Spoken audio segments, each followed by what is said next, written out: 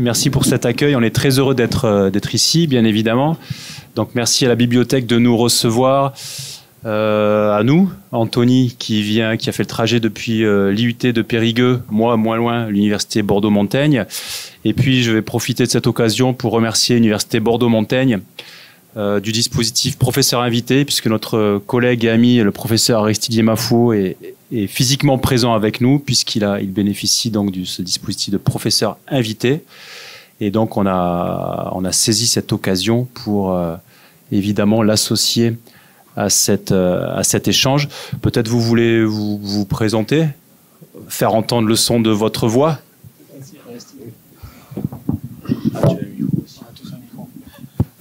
Bien, merci Sylvain, merci à la médiathèque de nous donner l'occasion de nous retrouver ici pour partager cet échange. Je suis donc Aristide Yemafo, je suis professeur de géographie à l'université de Caen et comme Sylvain le dit, c'est dans le dispositif de prof invité que je suis là et donc je représente ici un peu le comité scientifique Vie du Sud, de la revue Vie du Sud. Et donc c'est avec plaisir que j'échangerai avec vous, avec le public, sur comment nous voyons cette revue. Merci Sylvain. Bonsoir à toutes et tous. Donc, moi, je suis Anthony Goro-Ponceau, comme vous l'avez déjà dit. Donc, je suis maître de conférence en géographie. Donc, on est 3 géographes, même si on a dit que la revue s'ouvrait à d'autres disciplines, malgré tout, on est surreprésenté concernant la discipline de la géographie. Donc, je suis à l'IUT de Bordeaux, un site délocalisé à Périgueux. Donc, j'ai fait le déplacement. Je suis bien content qu'il y ait un peu de personnes devant nous ce soir. Et merci aussi à la médiathèque. Donc, vous avez présenté la revue en disant Cahiers d'Outre-mer. En fait, ça s'appelle les Cahiers d'Outre-mer. Et on va revenir justement sur le nom et sur ce que c'est que cette revue scientifique. Donc, on a essayé d'organiser en 3 points notre présentation. On va essayer de ne pas être trop long pour justement donner la place aux questions, s'il y en a. Donc, un premier point qui va concerner justement la présentation de ce que c'est que les Cahiers d'Outre-mer, le fonctionnement d'une revue scientifique, pour la distinguer d'une revue qui serait non scientifique, non universitaire. Un deuxième point qui va venir sur la ligne éditoriale et peut-être un peu sur cet héritage un peu pesant ou parfois un peu pesant du nom de la revue, les Cahiers d'Outre-mer, qui s'inscrit dans une histoire un peu problématique ou qui apparaîtra un peu comme problématique à l'heure actuelle. Et le troisième point, justement, ça sera voir de quelle manière est perçue la revue au Cameroun, de quelle manière aussi on peut faire vivre la revue en dehors justement de cet espace franco-français et dans l'espace de la francophonie, et d'où l'intérêt en fait d'avoir Aristide Yemafo aujourd'hui avec nous, je trouve, pour présenter de quelle manière cette revue est reçue en Afrique, et en particulier en Afrique francophone. Vas-y Sylvain. Merci, parfait. Ça vous donne l'impression qu'on a beaucoup travaillé, hein, donc voilà comment on a pensé cette présentation. Merci. En plus, je me sens très à l'aise parce que je vois juste devant moi les publications des éditions des Requins-Marteaux, Cornelius. Donc ça me met dans mon élément. J'adore ces BD-là. Et donc je salue les choix, les politiques d'achat de la bibliothèque. Alors plus sérieusement, là, ce qu'on va vous on avait une idée pas si précise que ça du public. On s'est dit on va peut-être expliquer comment l'envers du décor d'une revue scientifique pour que parfois on puisse comprendre pourquoi les publications scientifiques prennent du temps avant d'être mises à disposition du public. Et voilà, et c'est un peu la tâche que je vais essayer d'accomplir avec brio et clarté en quelques minutes. Alors je vous propose en fait la revue Les Cahiers d'Outre-mer, elle est disponible en version papier désormais, en version papier uniquement réservée aux abonnés. Donc si vous souhaitez avoir la version papier, il faudra vous abonner, voilà. Mais elle est disponible et bien évidemment en accès numérique. Alors en accès numérique sur ces portails que vous voyez ici à l'écran, avec une barrière mobile, parce que derrière une revue, il y a aussi un modèle économique. Alors une barrière mobile, ça veut dire que pour accéder aux derniers numéros, ceux qui ont été publiés depuis moins d'1 an, il faut payer ou il faut y accéder via un accès institutionnel qu'en général l'ensemble des universités proposent à leurs étudiants. Et puis au-delà d'1 an, on peut y accéder de manière tout à fait libre. Voilà, et vous pouvez on peut retrouver ici, voilà, donc les derniers numéros et les numéros en texte intégral. Voilà, c'est la distinction entre les numéros dont vous pouvez avoir accès directement sur le site et les numéros pour lesquels il faudra aller sur un portail payant qui pose aussi la question de l'accès au savoir, d'un savoir qui est issu des financements publics, voilà, donc du contribuable français, mais des logiques économiques dans le monde de l'édition voilà, il y a des modèles économiques derrière les revues. Bon, ça c'est peut-être une piste de discussion pour la suite, en sachant que les revues françaises, francophones, nous sommes tout à fait modestes comparés aux revues prédatrices anglophones qui, elles, demandent des coûts de publication bien plus importants, et ça pose évidemment beaucoup de questions sur la production du savoir, l'accès à des portails d'édition, mais aussi pour les lectorats, l'accès tout simplement au contenu. Alors une revue, comment ça fonctionne? Une revue, ça fonctionne avec une équipe éditoriale. On remercie Laurent Marfin, qui est notre secrétaire d'édition, d'avoir fait le relais entre les presses universitaires de Bordeaux et la bibliothèque, et donc qui, elle, réceptionne le manuscrit après moult procédures. Les moult procédures, quelles sont-elles? Donc, il y a un comité scientifique qui est là pour valider en fait la ligne et les choix éditoriaux qui sont faits par le comité de rédaction. Alors, le comité de rédaction, c'est l'équipe qui est composée donc d'enseignants, chercheurs et de chercheurs, à la fois dans des universités ici en France, mais également dans les pays dits du Sud. Voilà, je dis dits du Sud, ça aussi ce sera, Anthony reviendra sur cette réserve que je suis en train d'émettre. Et donc on se réunit pour essayer de définir des thèmes de dossier, les thèmes de dossier qui nous semblent importants, et puis une équipe capable de porter ce dossier-là.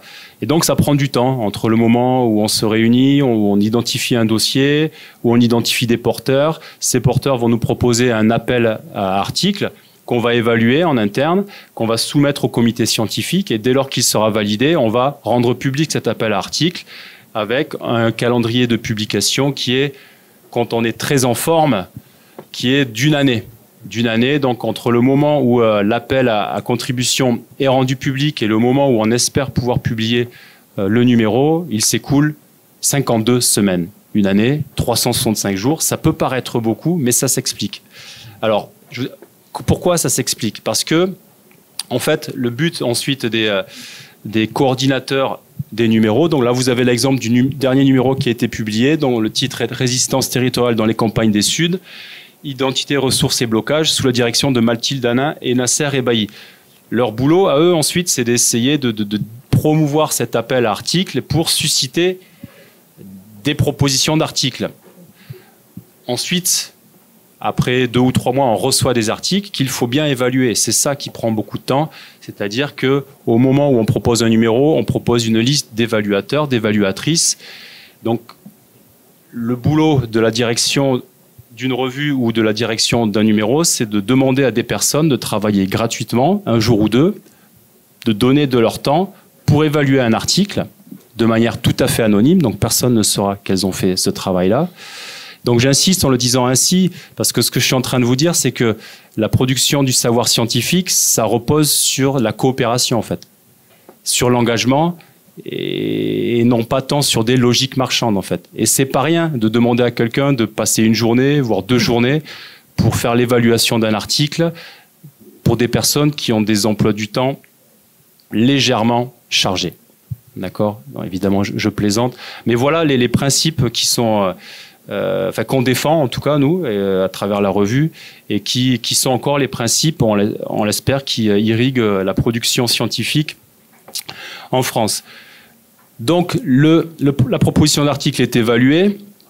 La direction, la coordination du numéro reçoit les évaluations, arbitre, regarde si les 2 évaluations anonymes sont convergentes, respectent les règles de déontologie, enfin voilà, qu'il n'y ait pas de propos déplacés, etc., etc. Donc, ça prend du temps. On ne peut pas dire à quelqu'un, s'il te plaît, évalue ce papier pour la semaine prochaine. Donc, on donne un délai environ de 2 mois. 2 mois, et puis comme en général on l'a pas au bout de 2 mois, on relance au bout de 2 mois, et puis on espère avoir finalement l'évaluation dans les 3 mois. Donc voilà, 3 mois se sont déjà écoulés. Ensuite, on envoie cette évaluation. Donc c'est composé d'une évaluation argumentée, bien évidemment, dont l'objectif, ce n'est pas de... Et c'est là où l'arbitrage est parfois utile et indispensable. Le but, c'est pas de détruire le papier. Vous savez, dans le monde de la science, il y a beaucoup d'ego. Il y a beaucoup d'ego, ils veulent montrer que c'est moi le meilleur sur cette question, etc. Donc, le but, c'est de faire progresser le papier. Nous, on est là pour diffuser du savoir scientifique, en fait. Donc, on arbitre, s'il le faut, et s'il le faut, s'il y a un problème, on va chercher un autre évaluateur ou une autre évaluatrice, si on estime qu'il y a une évaluation qui n'est pas correcte. Et donc, on propose ces évaluations à l'autrice ou à l'auteur. Et on lui donne en fonction des corrections à faire. S'il y en a peu, ça peut se faire peut-être dans les 4 semaines. Mais en général, comme on a aussi un niveau d'exigence assez important, en général, on donne entre 6 et 8 semaines pour des corrections. Et c'est dur de trouver dans ces 6 à 8 semaines peut-être 1 semaine, 2 semaines ou 3 semaines à plein temps pour retravailler sur son article. D'accord ? Donc, 3 mois plus 3 mois, 6 mois. On reçoit la version corrigée. En général, elle mérite d'être à nouveau examinée. Donc voilà, je vais un peu vite, mais bon, on ressollicite les évaluateurs. Si on ne peut pas les ressolliciter, c'est évidemment la coordination du numéro. Bref, au bout en général de 9 mois, si tout va bien, nous, le comité de rédaction, on reçoit donc les articles après l'évaluation et on doit donc déranger nos copines et nos copains du comité de rédaction en leur disant est-ce que chacun peut émettre un avis au moins sur un papier pour être sûr qu'on ne laisse pas passer, que la coordination... Parce qu'il peut arriver que les coordinations direction numéro, que nous, on ne soit pas d'accord. Et nous, en dernière instance, le comité de rédaction, c'est nous qui avons cette responsabilité. Donc, voilà, un dernier avis. Et puis ensuite, on livre ça au secrétariat d'édition et ça prend un certain temps. Donc voilà, les délais. Les délais, j'essaie d'expliquer les délais et pourquoi ces délais. Parce que derrière ces délais, il y a une exigence scientifique, d'accord ? Une exigence scientifique et ça nous semble important. Voilà, ça prend du temps. La production du savoir, ça prend du temps. Et si je le dis, c'est parce que dans la période un peu récente où vous savez, où il y avait plein de scientifiques sur les plateaux télé qui étaient prêts. Ça a contribué à rendre très confus, en fait, le statut du savoir scientifique. On parlait de préprint, c'est-à-dire c'est des gens qui proposent des publications à tout le monde, mais des publications qui n'ont pas été soumises à cette procédure d'évaluation qui prend du temps, en fait. Vous voyez, donc voilà. Ce que je voulais faire, c'était simplement expliquer un petit peu l'envers du décor, le pourquoi du comment. Ça prend du temps de proposer du savoir scientifique. Et maintenant, Anthony, peut-être que tu pourrais insister donc sur les caractéristiques éditoriales de la revue. Comme vous l'avez rappelé en introduction, la revue a été fondée en 1948, donc c'est la plus vieille revue de géographie de Bordeaux. Au moins, si on dit de Bordeaux, on est sûr de ne pas se tromper. Parce qu'en France, il y a des revues de géographie qui sont beaucoup plus anciennes. Une des premières revues de géographie, ce sont les Annales, donc qui en lien avec la création de la Société de géographie. Vous avez bien en tête que forcément, depuis 1948, la ligne éditoriale de la revue a évolué, elle a changé, elle s'est considérablement modifiée, puisqu'on n'est plus dans la même temporalité, on n'est plus dans la même période marquée par la colonisation. Sauf que si la ligne éditoriale de la revue a changé, le nom, lui, n'a pas changé. Ce qui peut paraître problématique et qui est... 45, la bibliothèque ferme ses portes à 19h. Merci de rejoindre rapidement les bornes de prêt. Et qui est apparu comme problématique, et qui nous est apparu comme problématique, et qui l'est encore. Donc la revue, je rappelle, elle est née en 1948 dans un moment particulier qui s'appelle la colonisation, qui a duré considérablement, qui a marqué justement cette géographie qu'on appelle la géographie tropicale, qui est en ligne directe, qui a un héritage, qui est la géographie coloniale, qui avait pour but justement de mettre cette dissymétrie et d'entretenir cette dissymétrie de pouvoir entre la métropole et les colonies, l'outre-mer. Donc, ils devaient renseigner justement par des chroniques, par des monographies, justement le statut de cette outre-mer, mais toujours dans un rapport de dissymétrie, toujours dans une asymétrie de pouvoir entre la métropole et la colonie. Et donc, ça a été difficile de se défaire de cet héritage, et justement, la géographie tropicale a été largement marquée par a été là pendant un moment dénigrée dans le panorama de la géographie française du fait de ce lien quasi consubstantiel avec la colonisation. Et je ne sais pas si vous avez remarqué, bon, certes, on est blanc, certes, on est des hommes, mais on est quand même jeunes. Et ça, c'est assez étonnant, et ça peut paraître étonnant le panorama justement des revues françaises, puisque quasiment toutes les revues françaises se sont renouvelées et les comités se sont renouvelés. Et il y a eu plusieurs changements dans la ligne éditoriale, mais le changement le plus marquant a eu lieu en 2016. Donc en 2016, on a vraiment voulu renouveler la ligne éditoriale. On a refondé les comités, on a refondé le comité scientifique, le comité éditorial, et c'est à ce moment-là aussi qu'on a voulu sortir de la géographie et de pas complètement marquer les cahiers d'outre-mer par une empreinte totalement disciplinaire qui serait que la géographie. Donc on a commencé à ouvrir à d'autres disciplines, donc l'anthropologie, les sciences politiques, la sociologie, un peu moins la sociologie quand même, mais l'anthropologie, les sciences politiques. Mais sachant qu'on a quand même un cœur de cible qui est malgré tout les sociétés dites du Sud. Donc c'est compliqué en fait de sortir de l'enfermement zonal. C'est-à-dire que je vous le dis, notre projet c'est de changer le nom. Enfin, le nom a été acté en comité éditorial. Le nouveau nom de la revue, ça ne sera pas les Cahiers d'Outre-mer, ça sera les Sud. C'est insatisfaisant, c'est un compromis, certes, un mou, c'est ça que tu avais dit, un compromis mou.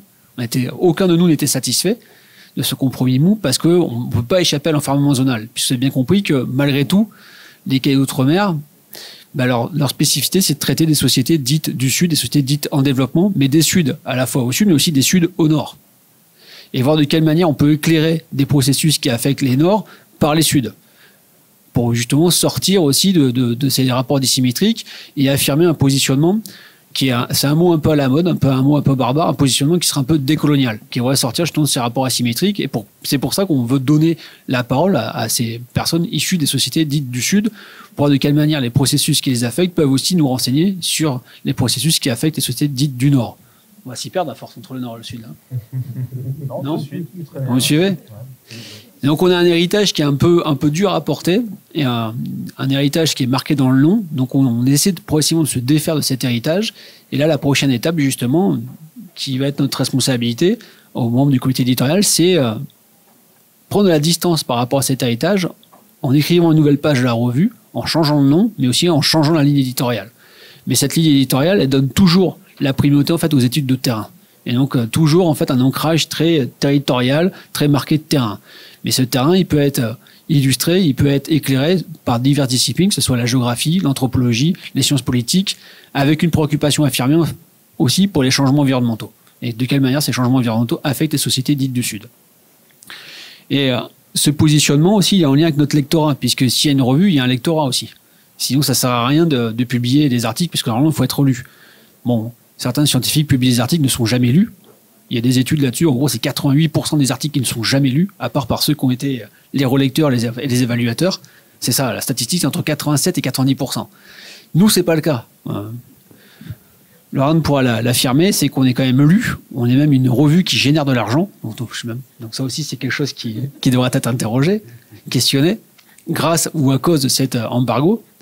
Et donc, notre lectorat est principalement issu d'Afrique. Et donc, c'est en ligne directe avec cet héritage. Donc, en fait, on doit ouvrir à d'autres pays, mais malgré tout aussi, on a des compétences qui sont assez limitées, du fait aussi des héritages, de ces héritages, de quelle manière aussi ils ont marqué les cursus développés aussi à Bordeaux, puisque il faut rappeler qu'on est quand même une revue de géographie, mais éditée par les presses universitaires de Bordeaux, et avec un lien particulier avec l'Afrique, qui s'affirme encore aujourd'hui par l'émergence d'une chère diaspora africaine, par l'émergence d'un projet qui s'appelle IPORA, par l'émergence d'une foultitude de projets qui permettent d'affirmer au mieux ces liens entre Bordeaux et l'Afrique. Donc c'est compliqué parce que nous, on voudrait embrasser la totalité des pays du Sud, à la fois aussi l'Amérique du Sud, l'Asie du Sud, l'Asie du Sud-Est, mais tout ça en fait est fonction des disponibilités de chacune. Moi, vous l'avez compris, vous l'avez pas compris puisque j'ai pas dit, moi je travaille pas du tout sur l'Afrique, je travaille sur l'Asie du Sud, Inde et Sri Lanka. D'ailleurs, dans mon laboratoire, je suis un peu je suis le bienvenu, mais je suis le seul à ne pas travailler sur l'Afrique, un des rares à ne pas travailler sur l'Afrique. Et donc la ligne éditoriale, elle évolue parce que le lectorat évolue, parce que les objets évoluent, et parce que forcément les débats nous obligent à changer, à modifier aussi nos angles, nos approches, sauf que ce qui n'évolue pas, c'est cette entrée sur le terrain et la volonté de renseigner les changements par des analyses très localisées, parce qu'on part du principe que le local est inscrit dans le global et qu'à la fois le local influe sur le global en même temps que le global influe sur le local. Pas grand-chose de plus à ajouter. Non, c'est bien, le timing. Tu veux ajouter quelque chose? Ah non, on va peut-être écouter. Ouais, on passe à la partie 3. Voilà, on est très disciplinés. Hein, ce qui est anormal pour des enseignants. Ah bon? Bien, merci de me donner l'occasion de dire un mot. Mon propos, c'est sur le regard que nous qui sommes du Sud, nous avons de cette revue.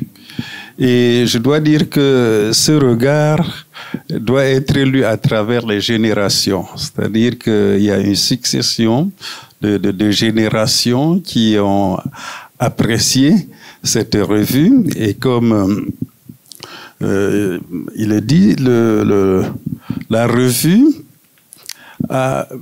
à travers les générations, il y a d'abord eu des relations asymétriques avec les chercheurs du Sud. C'est-à-dire que la perception de nos aînés de cette revue a été que c'est une revue davantage orientée par une perception française de l'Afrique. Une revue qui est portée davantage pour un regard colonialiste ou postcolonialiste, comme il le dit. Et puis ça a évolué progressivement. Il y a eu une décomplexification, un regard décomplexé qui s'est développé au fil du temps. Et je crois qu'à partir des années 2000, comme il le dit, il y a une nouvelle génération qui prend les commandes. Et puis, progressivement, on voit comment les chercheurs du Sud arrivent à publier dans cette revue. Ils arrivent à prendre la direction des numéros, ce qui n'était pas le cas dans les années 80 ou 90, c'était pas possible. Et donc, on commence à voir, on voit une revue très élitiste. Élitiste parce que c'est difficile de publier. C'est-à-dire du côté sud, on regarde, on voit que c'est très difficile de publier. Les processus d'évaluation, comme le dit Sylvain, sont très rigoureux. Resserré et le temps que ça prend. Même, on a vu progressivement comment les chercheurs du Sud intègrent cette revue, ils y prennent part et puis on voit à un moment comment ils prennent en charge des numéros, comme les appels à contribution qui sont portés par des chercheurs du Sud. Et ça a fait qu'on a vu que les chercheurs du Sud étaient un peu plus décomplexés. Le complexe, j'allais dire, la symétrie se réduit. Et vous voyez bien que les chercheurs du Sud intègrent le comité scientifique. Ça veut dire qu'il y a quand même là une évolution dans la production scientifique au Sud qui se met au niveau de qualité pour pouvoir intégrer vraiment cette revue qui jusqu'aujourd'hui nous semble dans la zone francophone la première. C'est-à-dire que si elle est là, une revue de classe A, oui, comme on le classe en France, la revue de classe A, et donc publiée dans cette revue, pour nous, ça donne de la valeur, c'est-à-dire ça signifie que vous avez un niveau scientifique suffisant pour être porté au niveau de la communauté scientifique internationale. Et ce regard-là permet donc aux scientifiques du Sud d'aborder les problématiques qui sont se développer dans la revue, que ce soit en termes de développement, aménagement, ainsi de suite. Le regard des chercheurs africains peut donc être remonté. Et bien entendu, ce regard, il s'étend et on voit bien que cette décomplexification, le chercheur du Sud est davantage décomplexé par rapport à un certain nombre de thèmes qu'on croyait seulement être portés par les chercheurs du Nord qui travaillent sur l'Afrique. Et cette complémentarité, elle se développe et on voit bien que chercheurs du Sud et chercheurs du Nord arrivent à faire des projets ensemble et à publier ensemble. Et c'est ça qui fait la force et finalement la renommée de cette revue pour les chercheurs du Sud que nous sommes. Et donc, lorsque notre regard, c'est de pouvoir publier, de participer et de publier ensemble avec les chercheurs du Sud sur les thématiques qui nous concernent. Bon, ce qu'on peut dire encore, c'est que les regards des chercheurs du Sud sur les questions qui se développent en France, par exemple, on n'en a pas encore assez. Mais on espère pouvoir avoir aussi des publications dans l'autre sens. Et ça, nous espérons qu'en évoluant avec la refonte qu'on a là, on pourra bien partager un jour ces regards sur ces problématiques. Je crois que c'est un peu comme ça. Et donc, pour me résumer, je dois dire que le regard a beaucoup évolué.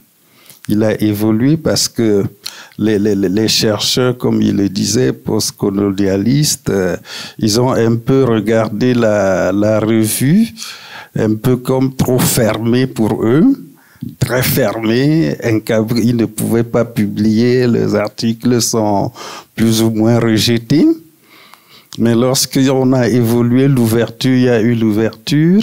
Et puis, on voit bien que la jeune génération bouscule et publie suffisamment dans les cahiers d'outre-mer. Ça fait que cette revue-là a une perception plutôt de très grande revue, de bonne revue dans laquelle la carrière d'un enseignant, il faut qu'il publie là-bas, ainsi de suite. Et donc, pour nous, c'est un regard très positif dans les échanges, dans cette revue. Merci. J'ai oublié quelque chose? Non, merci. Non, mais tu voulais revenir? Ouais, juste revenir sur le lectorat, parce que vous remarquerez, si vous parcourez la revue, qu'on a fait un choix. Ce choix, c'est de publier en français. Donc, parce qu'on pourrait justement faire comme toutes les revues et publier en anglais ou publier en français et en anglais. Parfois, on le fait quand on peut, sur la plateforme, on peut mettre en ligne les articles, on peut faire la double publication, français et anglais. Mais notre choix, justement, c'est de maintenir une revue francophone et de s'adresser justement à ce monde francophone. Et peut-être qu'on devrait justement affirmer ce positionnement. Il y a peu de temps, il y a eu une réunion des revues de géographie et c'était un thème qui était abordé justement par un collègue qui s'appelle Jean-Marie Théodat, qui est haïtien. Enfin, et qui demandait à ce qu'on affirme justement dans le panorama des revues universitaires des revues qui soient francophones. Et il me semble important de garder et de conserver cette publication, et cette publication uniquement en français. Même si parfois on s'autorise à publier en anglais, mais quelques articles. C'est jamais la majorité du numéro thématique. C'est vrai, Anthony, c'est vrai que vraiment ce que vous dites, il faut le faire, parce que lorsque on regarde, on a parfois de notre regard l'impression qu'on ne voit plus les revues francophones, c'est-à-dire qu'elles sont rares pour nous, pour publier. Lorsqu'on regarde, on dit, à part Cahiers d'Outre-mer, qu'est-ce qu'il y a encore de spécialisé sur l'Afrique? On cherche. Donc, je pense que cet aspect de garder la tradition francophone, il est nécessaire. Oui. Je veux bien, si vous me le permettez, rebondir sur ça. On a donc, c'est pas parce qu'on est géographe qu'on va parler d'espaces éditoriaux, mais nous on a un espace éditorial en fait dans cette revue-là. On est la seule revue francophone de géographie ouverte aux autres disciplines qui porte sur cet espace, dans le terme espace géographique. Et donc pour nous, c'est important de défendre ça non seulement parce qu'il y a des choses à dire, mais aussi parce qu'on a un espace de publication pour nos collègues des pays du Sud, en fait. Et ça, c'est quelque chose qu'on doit absolument défendre, mais donc ce positionnement éditorial, voilà, c'est quelque chose pour lequel on transigera pas. Et aussi un positionnement donc, dans le monde scientifique francophone, de défendre aussi, alors je vais pas dire une tradition, mais une bibliographie, par exemple. Il y a des auteurs stars, évidemment. Donc les auteurs stars, les Bourdieu, les Derrida, les Foucault, qui sont allés enseigner aux États-Unis, ce sont des auteurs stars. D'ailleurs, quand on voit des étudiants étrangers, ils les connaissent mieux que nos étudiants. Ce sont des auteurs stars. Mais il y a plein d'auteurs français, mais qui, eux, n'ont pas été traduits. Et alors, notre mission, c'est aussi de publier ailleurs. Hein. Et du coup, quand nous, on s'appuie sur des auteurs qui n'ont pas été traduits, parfois, les gens ne comprennent pas, ils nous regardent, ça passe difficilement, voire ça passe pas, parce qu'ils ne les connaissent pas, tout simplement. Donc, pour nous aussi, le moyen d'affirmer ces publications en français, non seulement c'est pour proposer des choses intéressantes à l'espace francophone, mais c'est aussi pour défendre aussi certains auteurs qui sont parfois méconnus dans un autre monde. Et ça questionne aussi, si on tire là la ficelle, on arrive finalement dans les normes de publication. Tout à l'heure, on parlait d'exigences scientifiques.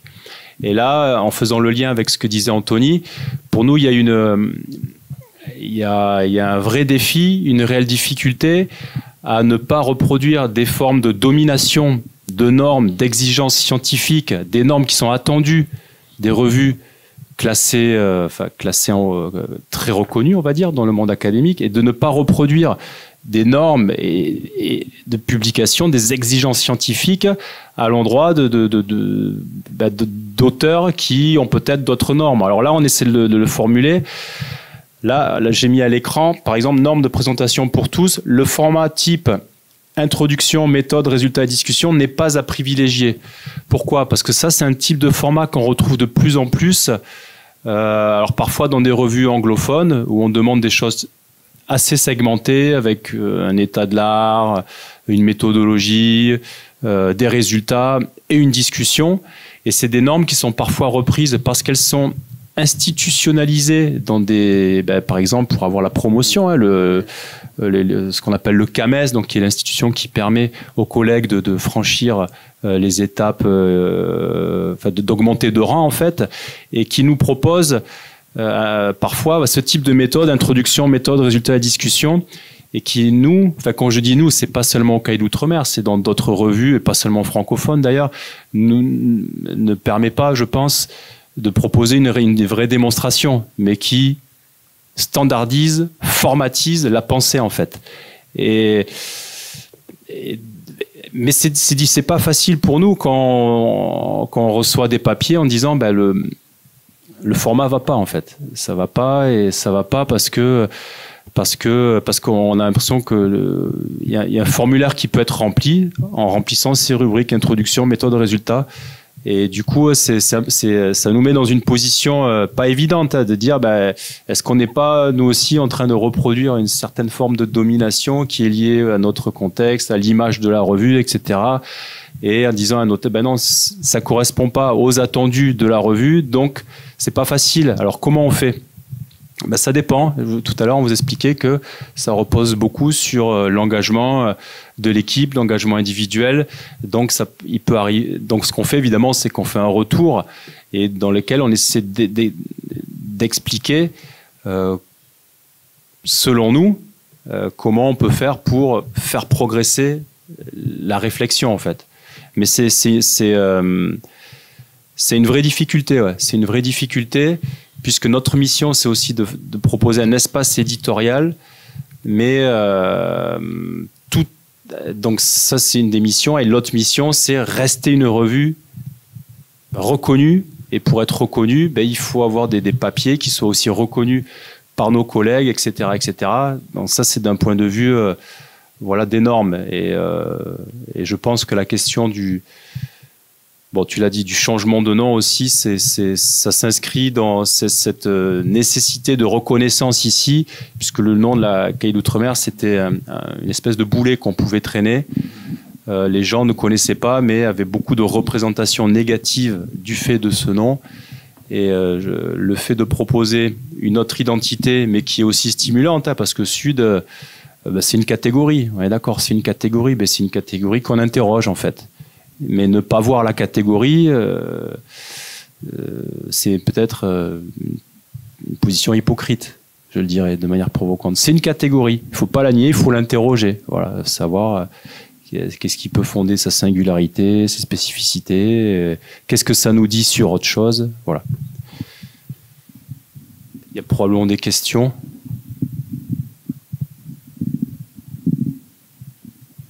Maintenant qu'on est entre nous, il n'y a plus le... Vous voulez le micro? Oui. C'est bon. Allez-y.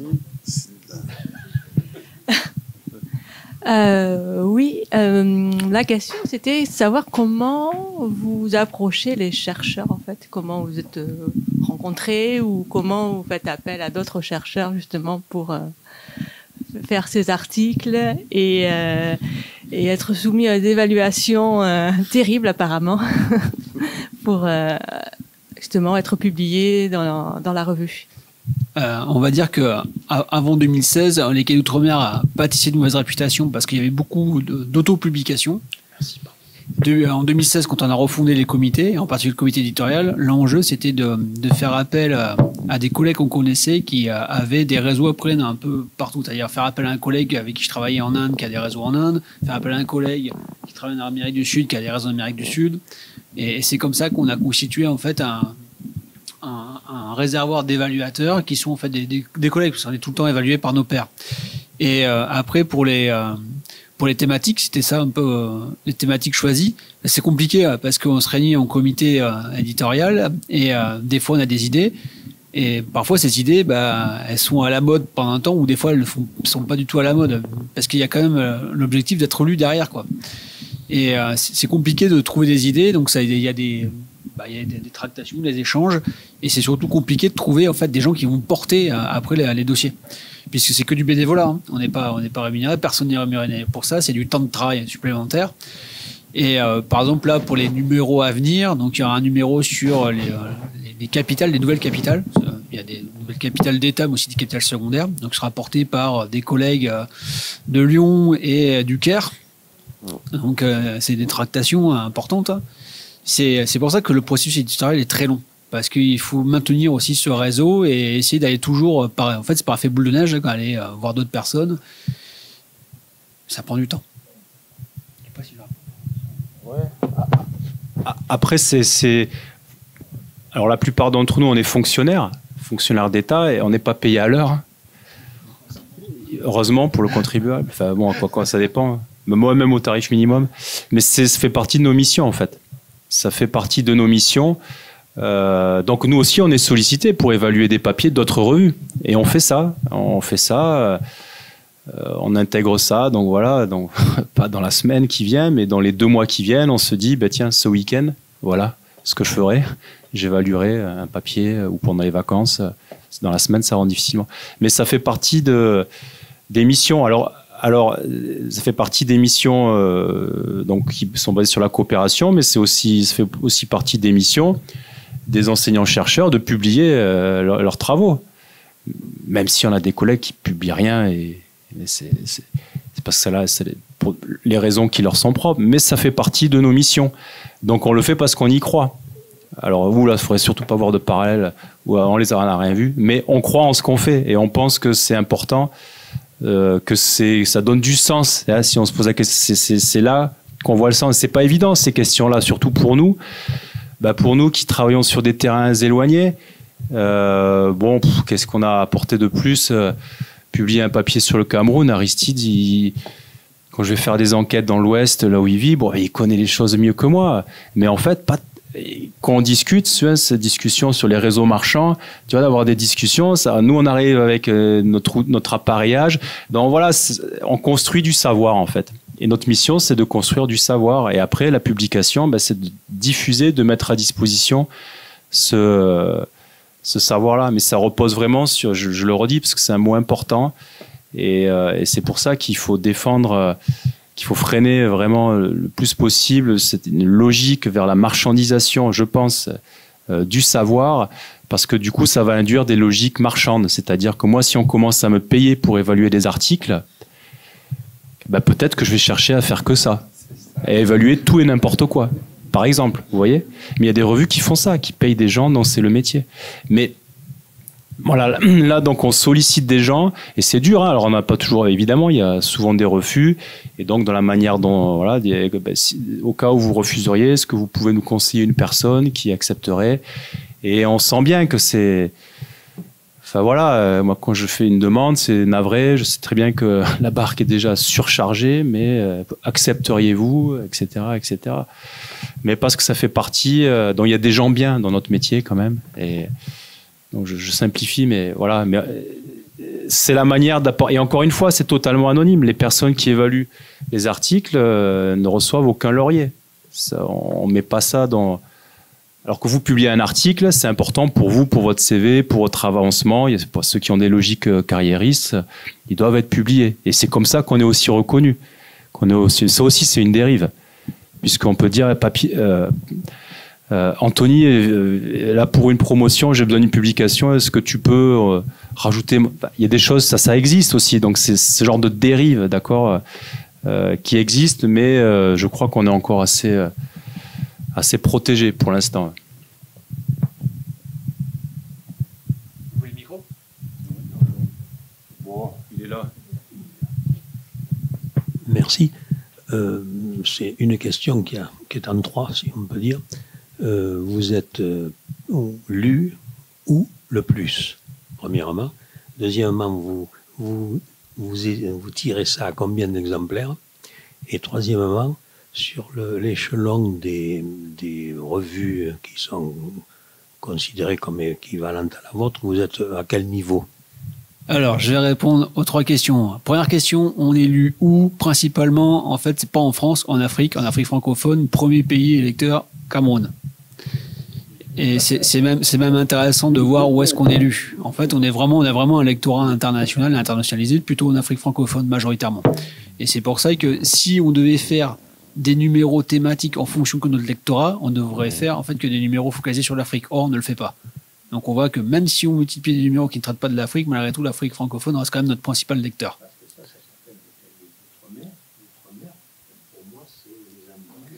Et je suis d'accord, c'est pour ça qu'il y a une confusion. Comme il y a une confusion, c'est pour ça qu'on va changer de nom. Et cette confusion, elle est entretenue encore par ce titre, qui nous enferme un peu dans cette géographie coloniale qu'on a tous un peu en tête.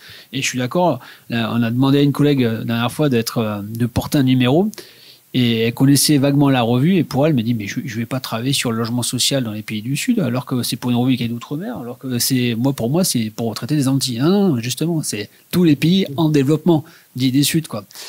Et donc ça, c'était pour la première question. Deuxième question, dans le panorama des revues francophones, aussi on est la revue la plus lue de géographie francophone. Après, on va dire que depuis 2016, comme l'a dit Aristide, on est devenu assez importante, on a pris de l'ampleur, donc on fait partie des bonnes revues de géographie française. C'est-à-dire que même maintenant, à l'école pratique des hautes études, ils commencent à dire tiens, ça serait pas mal si on publiait les cahiers d'outre-mer. Donc si même eux se disent ça, c'est que le changement a bien pris. Et la troisième question, je ne me souviens plus ce que c'était. Le tirage. Ah, c'est parce que vous êtes arrivé en retard. Il y a plus de tirage papier si c'était pour les abonnés. En fait, ça interroge le modèle économique. C'est que la plupart des revues maintenant ont sauté le pas et sont devenues quasiment toutes numériques et 100% numériques. Donc nous, on a voulu conserver cet héritage papier et ne pas, par contre, faire des tirages à volumétrie excessive et au contraire faire des tirages uniquement pour nos abonnés. Donc là, il y a le nombre de tirages abonnés, on n'a pas beaucoup d'abonnés. Et les abonnés, c'est surtout des abonnés institutionnels, donc des bibliothèques.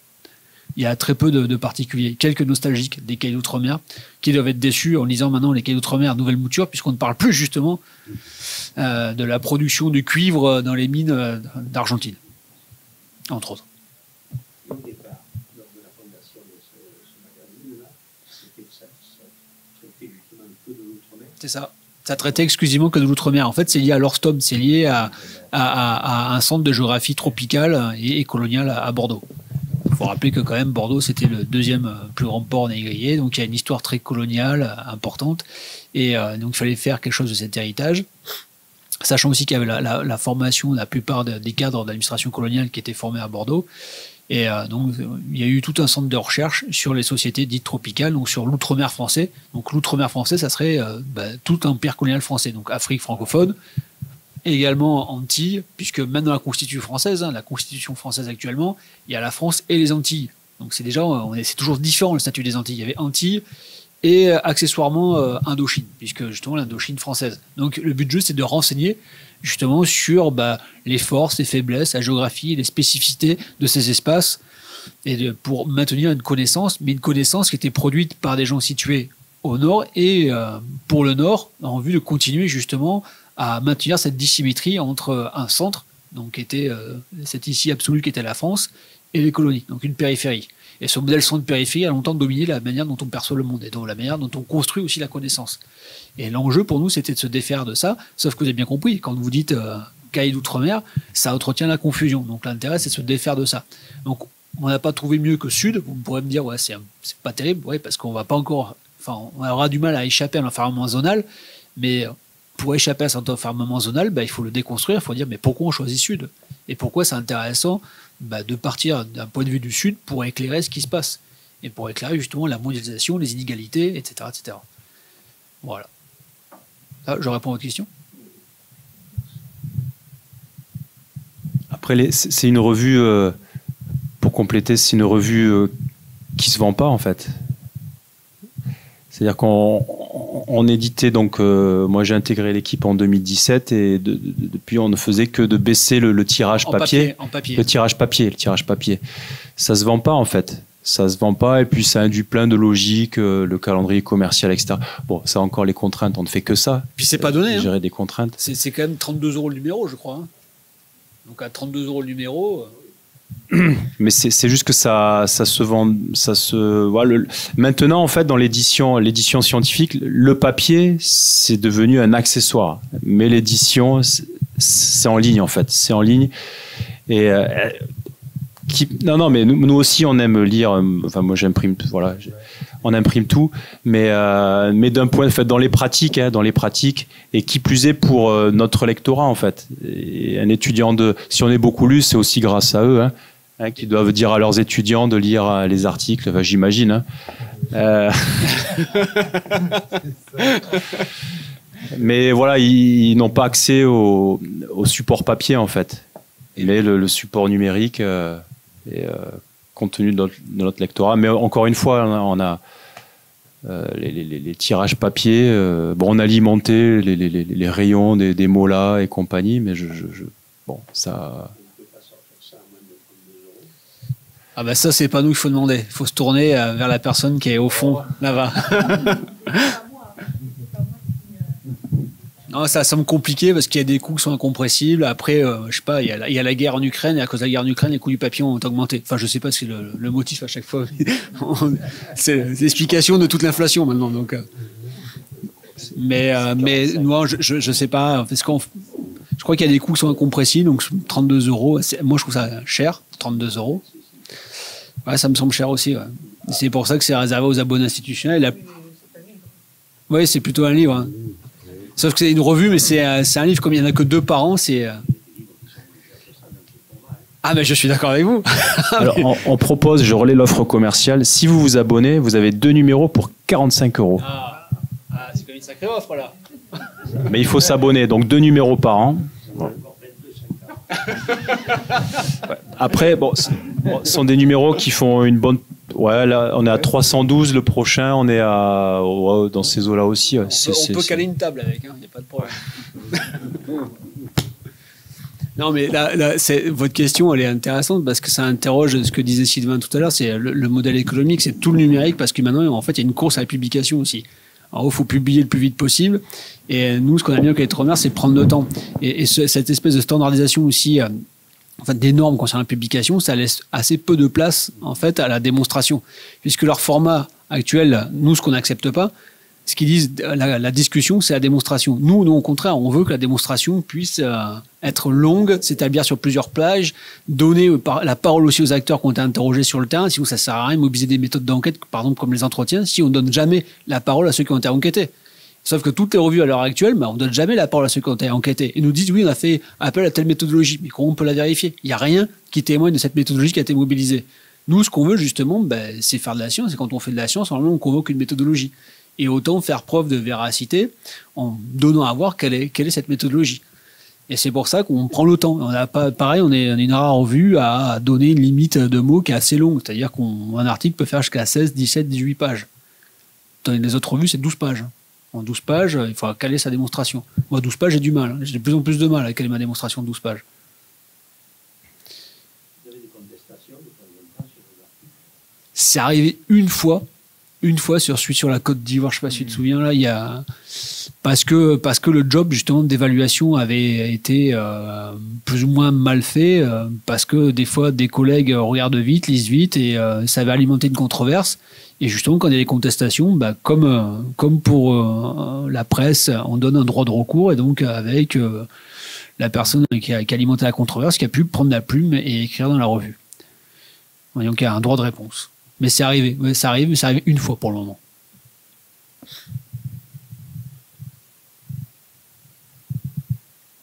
19h22, la bibliothèque est fermée.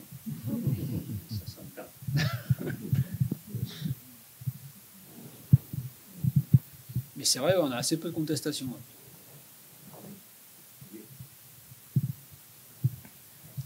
Après, il y a d'autres registres de contestation.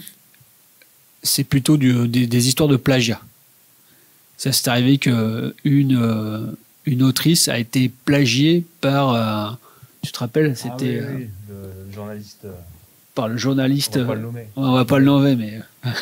enfin, un journaliste très important qui aime bien faire du buzz. Donc, il avait totalement plagié l'article sans jamais citer le nom de l'autrice et prenant pour argent comptant comme si c'était sa recherche. Donc, c'est arrivé aussi une fois où on a été obligé, on a été alerté, on a essayé d'envoyer des mails, rendre compte que... Puis elle en avait besoin de dire, parce que c'est quand même elle qui a produit la recherche, qui a passé un terrain assez long. C'était d'ailleurs en Amérique du Sud, mes souvenirs sont bons. Et justement sur des cimetières en Amérique du Sud. Et donc, tout en fait, il y a des pilleurs comme ça qui aiment bien plagier pour diffuser, faire au nom de la vulgarisation. Ils ne s'interdisent pas en fait à piller, à plagier les universitaires. Donc c'est arrivé, on va dire, s'il y a des contestations, c'est le deuxième cas de figure. Mais c'est assez rare en fait. Comme on essaie de faire correctement le travail, c'est de plus en plus rare. Après, on a notre petit exemple, si vous voulez des exemples, où on a des terrains sur lesquels peu de chercheurs travaillent. Et donc, c'est difficile de trouver un évaluateur qui ne va pas reconnaître l'auteur. Ça peut arriver. Et donc, ça relève de l'éthique. On a des évaluateurs qui disent non, je pense que je vois qui a écrit ce papier, donc je refuse de l'évaluer. Parce que la position, l'avis serait pas objectif. Mais une fois, il est arrivé, on s'est retrouvé un peu dans une espèce de règlement de compte. Tu te souviens ? Voilà, donc ça, on a compris ça un peu après. Donc le papier qui avait été rejeté, donc la personne dit oui, c'est certainement lui qui m'a évalué. C'était le cas. Sauf que le règlement de compte, c'était en plus lié avec une pointure de pareil cas de professeur d'université. Ah oui, oui, non, en général, c'est... Oui. Et alors que l'évaluation était anonyme, hein, tout ça est anonyme. Hein. L'évaluateur ne connaît pas le nom de l'auteur, etc. Et l'auteur ne connaît pas le nom de l'évaluateur. Mais parfois, sur des terrains très spécifiques, parfois, ce sont des petits mondes. Hein. Et donc, qu'est-ce qu'on fait dans ce cas-là ? Alors que nous, si on l'a fait évaluer par une troisième personne, mais qui a donné le même avis, quoi. Le papier n'est pas acceptable. Donc, c'est un rejet.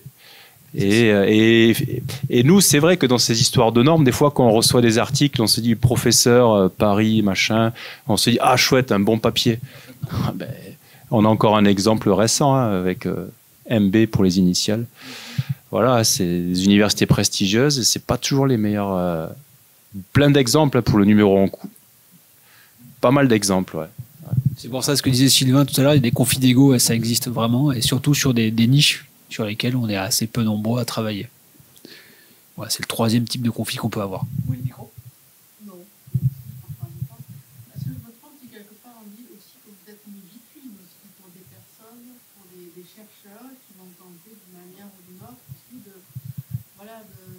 d'entrer dans le système, d'être publiés aussi. Comment est-ce que vous faites pour gérer un peu ça? Parce que j'imagine qu'à la base, vous êtes diffusé donc de la donnée. Faire nous, lecteurs, apprendre des données, et puis on parle de données scientifiques en plus. Donc c'est 1 plus 1 est égal à 2. On va pas. Voilà. Comment vous faites avec ça? Vous avez une stratégie encore une fois, c'est la qualité du papier en fait. On reçoit des papiers sur des domaines très très variés. Donc nous, on aurait pu le dire, on a des numéros donc avec un dossier thématique et puis en général on a des articles variables, donc hors dossier parce qu'on reçoit régulièrement des propositions d'articles. On sait qu'on a un espace et on sait que pour certains c'est un enjeu fort pour des jeunes qui ont besoin de mettre sur leur CV une publication. Mais voilà, là où c'est compliqué, où je vous rejoins, c'est que des fois, un papier peut être envoyé à plusieurs revues en même temps. Et donc là, il faut être vigilant. Il faut être vigilant, c'est-à-dire qu'il y a toute une recherche pour voir si le papier n'a pas déjà été publié, s'il n'y a pas ça arrive aussi, quoi. Il y a de plus en plus la course à cette vitrine, à cette publication, et il faut être assez vigilant.